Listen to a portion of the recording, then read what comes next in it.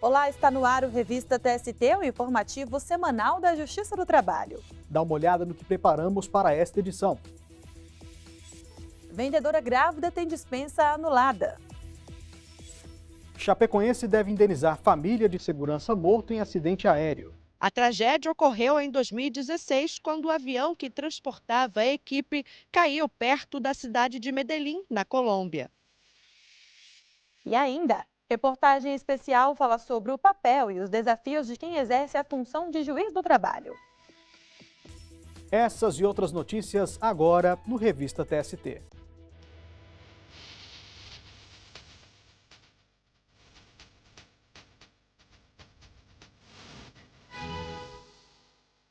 Começamos o programa de hoje com um caso julgado pela Seção 1 de Dissídios Individuais do TST. A rede de lanchonetes Bob's foi responsabilizada por um acidente de trajeto que deixou um atendente paraplégico. Nesse caso, Luana, o empregado dormiu enquanto pilotava uma motocicleta após uma jornada de trabalho exaustiva. De acordo com o processo, o atendente do Bob's perdeu o controle da moto quando retornava para casa, após trabalhar das 9h50 da noite às 5h50 da manhã do dia seguinte. O trabalhador ficou paraplégico por lesão na coluna e paralisia irreversível das pernas. Na ação trabalhista, ele alegou que, naquele turno, tinha sido submetido a trabalho exaustivo. 8 dos 13 empregados da equipe teriam faltado, o que foi confirmado pelo gerente da unidade. Segundo o atendente, o cansaço reduziu a atenção dele na condução da moto. O Tribunal Regional do Trabalho da Terceira Região, em Minas Gerais, condenou o Bob's a pagar indenização de R$ 200 mil por dano material e R$ 80 mil por dano moral ao empregado. O TRT considerou as condições físicas do empregado e o fato de o trabalho ter contribuído para o acidente. Ainda segundo o regional, a empresa não conseguiu comprovar a jornada do atendente naquele dia, porque o controle do ponto não tinha sido preenchido. A decisão, no entanto, foi revertida pela 4ª turma do TST, que isentou a empresa de responsabilidade pelo acidente. O entendimento foi que não houve ausência significativa de empregados naquele dia e que a jornada do atendente não tinha sido estendida. Ao analisar o recurso do atendente, o relator na Seção 1 de Dissídios Individuais do TST, ministro Cláudio Brandão, votou pelo restabelecimento da decisão regional. De acordo com o ministro, a constatação da 4ª turma de que o turno é menos movimentado não tem respaldo na decisão do TRT por não haver nenhuma afirmação nesse sentido. O relator afirmou que, ao absolver o Bob's, a 4ª turma considerou fundamentos do voto vencido no regional. Mas a SDI1 pacificou o entendimento de que só é possível usar fatos registrados no voto vencido quando não sejam contrários aos delineados no voto vencedor. Com a decisão, o processo retorna à 4ª turma do TST. Ainda sobre esse assunto, Anderson, nós temos alguns dados aqui na nossa tela que mostram que os números de acidentes de trabalho ainda são altos no Brasil. Olha só, de 2012 a 2022 foram notificados mais de 6.700.000 acidentes de trabalho. Pois é, Luana, desses casos, mais de 25 mil resultaram em mortes. Também foram registrados quase 2.300.000 afastamentos devido a acidentes de trabalho. Os dados são do Observatório de Segurança e Saúde do Trabalho Smart Lab. Vamos fazer uma pausa e a seguir você vai ver. Chapecoense deve indenizar família de segurança morto em acidente aéreo. A gente volta já.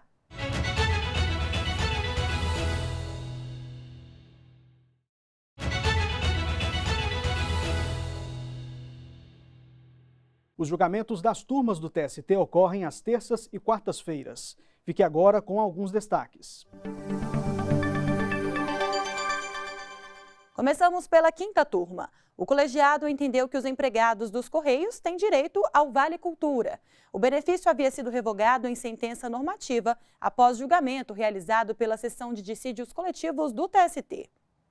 Mas, segundo a decisão da turma, o direito já estava integrado ao patrimônio jurídico dos empregados por meio de norma interna da empresa. O dissídio entre os Correios e o Sindicato de Trabalhadores da categoria no Tocantins havia sido instaurado em 2020, após tentativas frustradas de negociação coletiva. O julgamento pela Seção de Dissídios Coletivos do TST resultou em sentença normativa com exclusão do Vale Cultura para os empregados. O sindicato apresentou ação civil pública para manter o vale. O argumento foi que o benefício estava previsto em norma empresarial dos Correios. A entidade sindical defendeu a concessão do benefício, que já estaria incorporado ao patrimônio jurídico da categoria, de forma permanente, sem vinculação aos acordos coletivos vigentes ou sentenças normativas sobre o assunto. A empresa, no entanto, afirmou que a norma não criou nenhum benefício, apenas operacionalizava uma cláusula da sentença normativa com vigência já superada. No Tribunal Regional do Trabalho da 10ª Região, que abrange o Distrito Federal e o Tocantins, foi determinado o restabelecimento do Vale Cultura mensal. O entendimento foi que a retirada do benefício causou alteração contratual lesiva à categoria, o que é vedado pela Consolidação das Leis do Trabalho e pela súmula 51 do TST. O caso chegou ao Tribunal Superior do Trabalho. O relator na 5ª turma, ministro Douglas Alencar, rejeitou o recurso dos Correios. Ele afirmou que, diante das provas, a revogação do benefício não poderia alcançar quem havia sido admitido antes da sentença normativa e que já havia preenchido os requisitos necessários para a obtenção da vantagem. Se fosse uma negociação coletiva, mesmo os trabalhadores anteriormente admitidos estariam sujeitos aos efeitos dessa nova regulação. Mas aqui, por ser não uma norma autônoma, mas uma decisão judicial heterônoma, enfim, estou propondo aqui a incidência da súmula 51. A decisão foi unânime e os empregados dos Correios retomaram o direito ao Vale Cultura, revogado em sentença normativa. A empresa entrou com embargos declaratórios, ainda não julgados. A Associação Chapecoense de Futebol de Santa Catarina foi condenada pela 2ª turma a pagar indenização de R$600 mil, além de pensão, à família de um segurança que morreu no acidente aéreo com a equipe de futebol. Para o colegiado, o clube é responsável por reparar os danos morais e materiais, porque o acidente ocorreu em viagem a serviço. 71 pessoas morreram na queda do avião. A aeronave transportava jogadores, comissão técnica, dirigentes da Chapecoense e convidados. O acidente ocorreu próximo à cidade de Medellín, na Colômbia. Entre as vítimas estava o chefe de segurança do clube. A viúva e os 5 filhos dele buscaram indenização na Justiça Trabalhista, argumentando que ficaram totalmente desassistidos financeiramente, já que ele era o responsável pelo sustento da família. Os familiares enfatizaram no processo que o empregado estava a serviço do clube, exercendo as funções estabelecidas no contrato de trabalho, e por isso ficaria caracterizada a responsabilidade civil objetiva da contratante.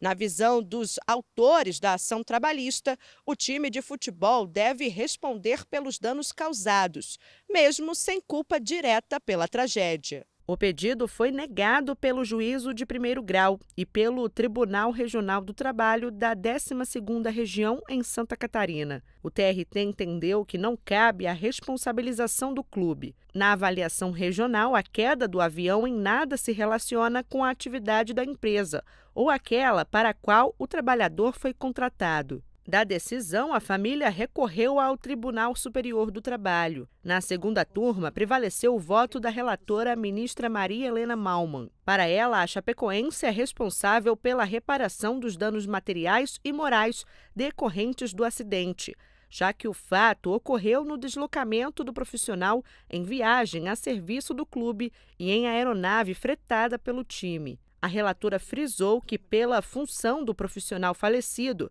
a realização de viagens era inerente à rotina de trabalho. Além disso, acrescentou que a jurisprudência do TST é firme em caracterizar viagens a trabalho como tempo à disposição do empregador. Por unanimidade, o colegiado condenou o time de futebol a pagar indenização por danos morais de R$600 mil e pensão mensal à família do chefe de segurança. As gestantes têm direito à estabilidade no emprego.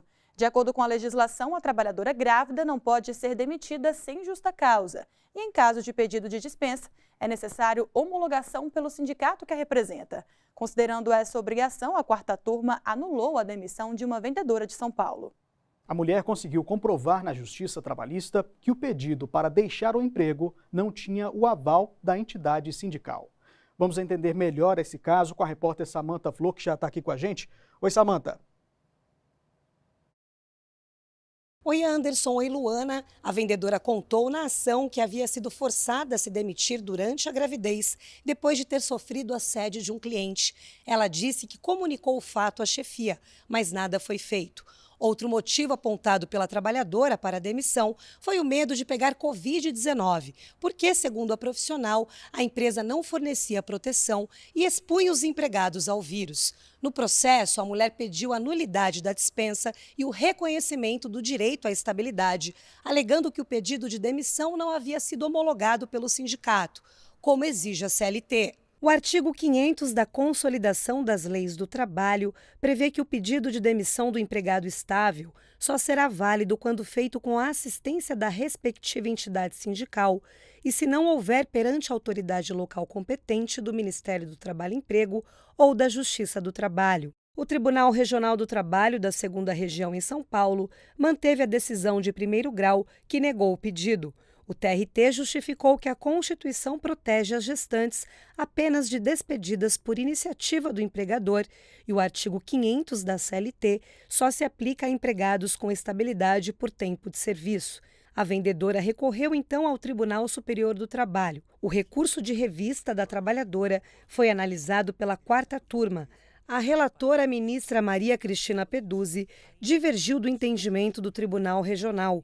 Ela destacou que, de acordo com a jurisprudência do TST, a homologação da demissão de empregado com estabilidade é necessária independentemente da duração do contrato de trabalho. Todos os ministros da 4ª turma acompanharam a relatora. Com isso, a dispensa da vendedora foi considerada nula.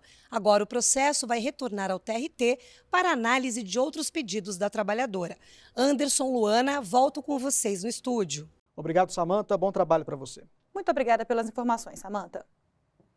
Um outro caso envolvendo demissão foi analisado pelo TST, agora pela 3ª turma. Uma transportadora foi condenada a indenizar um empregado dispensado durante tratamento de câncer.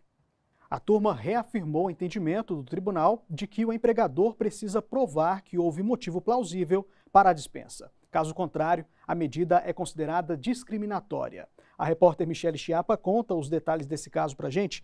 Oi, Michele. Oi, Anderson. Olá, Luana.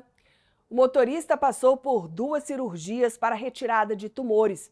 Ele contou no processo que foi dispensado depois de a empregadora tomar conhecimento do estado de saúde e de que ele precisaria se afastar pelo INSS. Na visão do trabalhador, a conduta foi discriminatória. Em defesa, a transportadora alegou que reduziu o quadro funcional e, por isso, demitiu outros 3 empregados. A empresa afirmou ainda que não sabia da doença no momento da dispensa. Ao analisar o caso, o juízo de primeiro grau considerou que a discriminação não foi comprovada. O Tribunal Regional do Trabalho da 9ª Região no Paraná confirmou o entendimento. Para o TRT, o câncer não gera estigma ou preconceito. Além disso, não é uma doença infectocontagiosa, como o HIV. O regional também considerou que o motorista deveria ter comprovado as alegações. O caso chegou ao Tribunal Superior do Trabalho. O relator do recurso de revista na 3ª turma, ministro Alberto Balazeiro, observou a jurisprudência consolidada da Corte, que considera a demissão de empregado com câncer discriminatória. Nessa circunstância, segundo o ministro, o trabalhador não tem o ônus de comprovar que foi vítima de discriminação. Ocorre que nos casos de dispensa de portador de neoplasia maligna, câncer, ou outra doença que causa estigma ou preconceito, a jurisprudência uniforme dessa Corte, seguindo a diretriz da súmula 443, desincumbe o trabalhador de suportar o ônus da prova em relação à dispensa haver sido discriminatória, tornando mais fácil e mais favoráveis ao empregado a produção de qualquer prova nesse sentido. O presidente da turma, ministro José Roberto Pimenta, acompanhou o voto do relator. Quem tem que provar que a dispensa foi normal, foi uma dispensa rotineira, uma dispensa por outros motivos, é a empresa. E essa prova não foi feita. Com a decisão, o caso deve retornar ao Tribunal Regional do Trabalho da 9ª Região no Paraná para que sejam examinados os pedidos do empregado de reintegração ao emprego e de indenização por dano moral. Não cabe mais recurso. Anderson, Luana, eu volto com vocês no estúdio. Obrigado, Michele. Muito obrigada pelas informações, Michele. E mudando de assunto, está aberto o prazo para manifestações sobre o direito de oposição ao pagamento de contribuição assistencial. O tema é discutido no TST, incidente de resolução de demandas repetitivas, proposto pela seção de dissídios coletivos. A SDC quer uniformizar o entendimento da Corte sobre o modo, o momento e o lugar apropriado para quem não é sindicalizado exercer o direito de se opor a contribuir financeiramente com o sindicato. Pessoas e entidades interessadas podem se manifestar até 14 de maio por meio do PJE, o Processo Judicial Eletrônico. E depois do intervalo, reportagem especial fala sobre o papel e os desafios de quem exerce o ofício de juiz do trabalho. É daqui a pouco.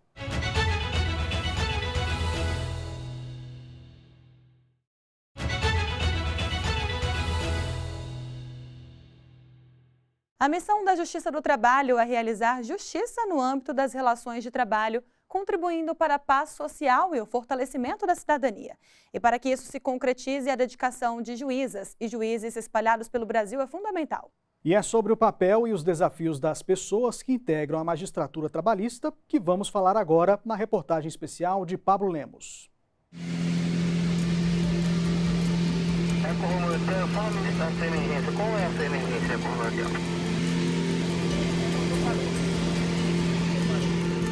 Por milagre, nós conseguimos retornar à cabeceira da pista. Então, ali eu decidi que, ainda que demorasse muito tempo, eu ia seguir na via fluvial. 4 horas depois, chegamos no município de Boca do Acre.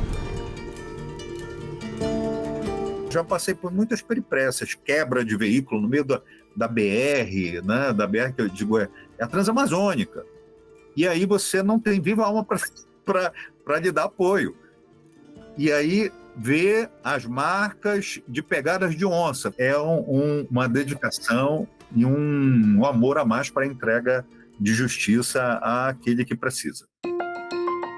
Sandro Naamias é o juiz titular da Vara do Trabalho de Presidente Figueiredo, no interior do Amazonas. A unidade abrange outros 3 municípios: Barcelos, São Gabriel da Cachoeira e Santa Isabel do Rio Negro. Nós apenas temos 10 varas. Então, todas essas varas têm que responder por 3 a 4 municípios, para poder nós termos a jurisdição trabalhista completa. Com quase 30 anos de carreira, o magistrado compara a presença de um juiz do trabalho em territórios remotos a uma missão de vida.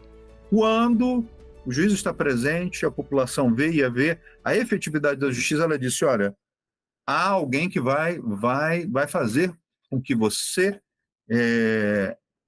observe o meu direito, vai te obrigar a isso. Isso tem um efeito pedagógico. O juiz está aqui, o juiz vai fazer com que eu cumpra, vai haver uma punição. Seja em áreas mais distantes ou aqui em Brasília, juízas e juízes do trabalho devem estar prontos para os mais variados desafios.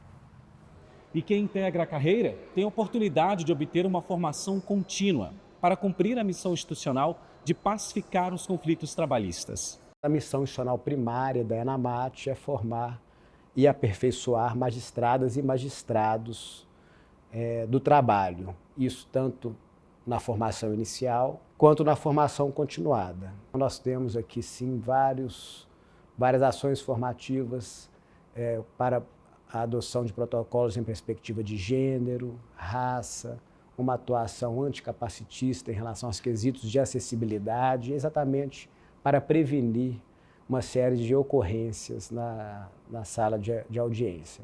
O Conselho Superior da Justiça do Trabalho também contribui para que juízes e juízas contem com a estrutura necessária para a análise dos conflitos e a solução dos processos. O Conselho ele trabalha como uma unidade orçamentária de todos os TRTs. O Conselho também olha para todo o sistema de justiça, da Justiça do Trabalho, no que diz respeito às ações de tecnologia e nas soluções tecnológicas que nós utilizamos, tanto na área administrativa, para dar suporte a todas as pessoas que atuam na Justiça do Trabalho, quanto na área na área judiciária. Independentemente do local de atuação, a certeza é que para exercer a magistratura é preciso muito mais que conhecimento, mas uma verdadeira devoção à carreira.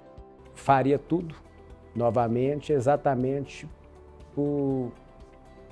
pela consciência que tenho do que representa o nosso papel institucional.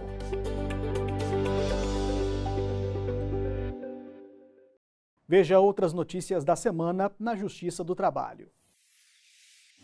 O advogado Antônio Fabrício de Matos Gonçalves foi indicado pelo presidente Lula para ministro do TST. A vaga é destinada à advocacia. Ele agora será sabatinado pela Comissão de Constituição, Justiça e Cidadania do Senado e, se aprovado, terá o nome submetido ao plenário da Casa. O Cristo Redentor foi iluminado de verde em homenagem às vítimas de acidentes de trabalho. A iluminação do monumento no Rio de Janeiro marca o Abril Verde, mês de conscientização e prevenção de acidentes e doenças laborais. O presidente do TST e do Conselho Superior da Justiça do Trabalho, ministro Lélio Bentes Corrêa, esteve no seminário Democracia, Assédio Eleitoral e Liberdade de Escolha, no TSE. Ele reafirmou a necessidade de erradicar esse tipo de assédio para a consolidação de um sistema político democrático, participativo e inclusivo. Estão abertas as inscrições para o seminário Trabalho, Democracia e Inclusão Social. O evento será realizado em 7 de maio, na sede do TST, em Brasília. O ministro do STF, Flávio Dino, fará a conferência de abertura. Para participar, é só apontar a câmera para o QR Code. Em 8 de maio, o TST vai promover o seminário Cultura Organizacional Livre de Assédio. O evento busca estabelecer estratégias institucionais e ações educacionais voltadas para a prevenção e o enfrentamento do assédio, da violência e da discriminação. As palestras vão ser transmitidas ao vivo pelo canal oficial do TST no YouTube. O Centro Judiciário de Métodos Consensuais de Solução de Conflitos do TST registrou, desde fevereiro do ano passado, mais de R$500 milhão em acordos firmados durante audiências conciliatórias. Foram 2.097 processos solucionados dessa forma. O TST e o CSJT lançaram um edital para o projeto de memórias e experiências de pessoas com deficiência. A iniciativa busca dar visibilidade às trajetórias e às contribuições desses profissionais ao ambiente de trabalho. As inscrições vão até 9 de maio. Agora vamos falar de estreia, Anderson. É que tem novidade entre as produções audiovisuais do TST. Pois é, Luana, é o videocast Vozes da CLT 80 anos de história. E quem está à frente desse projeto é o jornalista Rafael Oliveira, que vai contar os detalhes do lançamento para a gente agora. Oi, Rafael. Oi, Anderson. Oi, Luana. O formato é o já conhecido frente a frente entre entrevistado e entrevistador. E quem narra detalhes dessas mais de 8 décadas da consolidação das leis do trabalho são os próprios ministros e ministras do Tribunal Superior do Trabalho. Tudo isso com uma linguagem simples e acessível. Eu preparei uma reportagem para mostrar melhor o que vem por aí. Vamos assistir. Microfone, maquiagem, equipe de bastidores, cenário, luz, câmera, ação. 1º de maio de 1943, nascia a Consolidação das Leis do Trabalho, um dos primeiros instrumentos de inclusão social do Brasil. O documento foi assinado pelo então presidente da República, Getúlio Vargas, por meio do Decreto-Lei 5.452. A CLT é responsável por regulamentar as relações entre trabalhadores e empresas, seja no meio rural ou urbano. A valorização da pessoa humana passa pela valorização do trabalho. E a valorização do trabalho passa pela garantia de direitos, que não surgiram do nada. Foram conquistados com muita luta por trabalhadores até serem incluídos na CLT. Registro em carteira, recebimento de salário, férias, 1 terço de férias, seguro-desemprego, benefício de transporte, aviso prévio, fundo de garantia por tempo de serviço. Ao longo dos anos, a CLT passou por mudanças e se modernizou para acompanhar as novas demandas da sociedade. É preciso que se respeite a dignidade da pessoa humana trabalhadora. E para comemorar as 8 décadas desse marco de civilidade na legislação brasileira, a Secretaria de Comunicação Social do Tribunal Superior do Trabalho criou o videocast Vozes da CLT 80 anos de história. Em cada episódio, um ministro ou ministra do TST comenta pontos relevantes da legislação trabalhista. Serão abordados aspectos históricos e jurídicos, sempre em conexão com a realidade do mercado de trabalho brasileiro. Você precisa de um direito do trabalho que acompanhe essa evolução tecnológica. Vamos falar da evolução da CLT e, claro, da relevância das leis trabalhistas no dia a dia do cidadão. A conciliação pode ser buscada a qualquer tempo do processo. Hoje, eu identifico a importância da negociação coletiva. Ela é a nossa grande alternativa. Tudo isso em um bate-papo que une informação e contextualização para que todos possam entender o assunto. É dessa forma que eu enxergo o futuro, ou que, para mim, o futuro deveria se pronunciar. Foi apenas uma prévia do que estamos preparando, viu? São vários episódios e o primeiro deles vai ao ar no próximo dia 6 de maio. O bate-papo é com o ministro Maurício Godinho Delgado. Ele é autor de vários livros e outras publicações sobre a CLT e posso garantir que a conversa foi super bacana, uma verdadeira viagem no tempo. Então não perca, é o videocast Vozes da CLT 80 anos de história, que vai estar disponível no canal oficial do TST no YouTube e também na programação da TV Justiça. Luana, Anderson, conto com a audiência de vocês, hein? Um abraço. Com certeza, nós vamos acompanhar todos os episódios. Muito obrigada pela participação, Rafael. Obrigado, Rafael. Até mais. Bom, Revista TST de hoje fica por aqui. Muito obrigada pela companhia. Na semana que vem tem mais. Tchau.